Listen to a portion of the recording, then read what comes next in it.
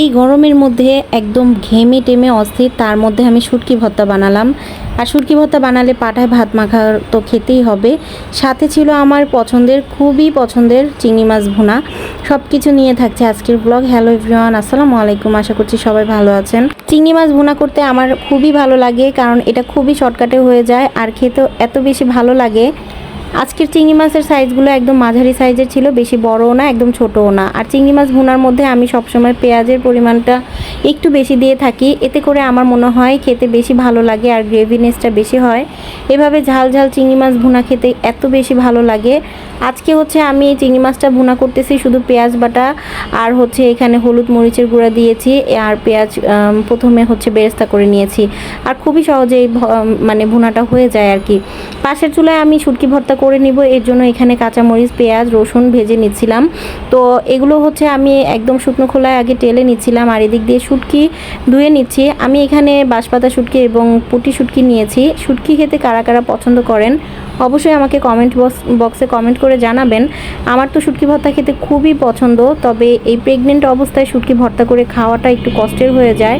তারপরও এত বেশি কষ্টের মধ্যেও আমার মন চাচ্ছিল, খুব বেশি মন চাচ্ছিল যে একটু শুটকি ভর্তা করে খাই। পুরো প্রেগনেন্সি জুড়েই আমার শুটকি ভর্তা খেতে এত ইচ্ছা করতেছিল, কিন্তু কে বানিয়ে দিবে? নিজেরটা তো নিজেই বানাতে হবে, কিন্তু নিজেরটা নিজে বানিয়ে খাওয়াটা অনেক বেশি কষ্ট।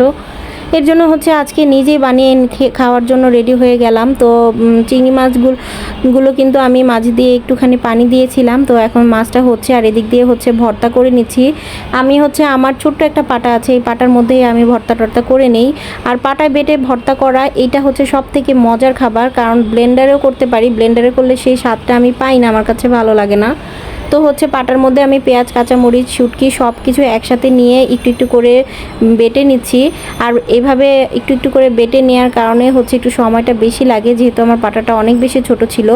তারপরে এদিকে তো ঘেমে টেমে একদম অস্থির, আমার পাকঘরে এত পরিমাণে গরম, তার মধ্যে দাঁড়িয়ে দাঁড়িয়ে ভর্তা করতেছিলাম। তারপর সব কিছুর পরেও এত মজার একটা খাবার, এর জন্য একটু ভালো লাগতেছিল। যাই হোক, অনেক কষ্টের পরে শুটকি ভর্তাটা হয়ে গেল। আমি একটা বাটিতে তুলে নিলাম। আর আমি শুটকি ভর্তা করেছি একটু পাটায় মেখে ভাত খাবো না, তা কী করে হয়?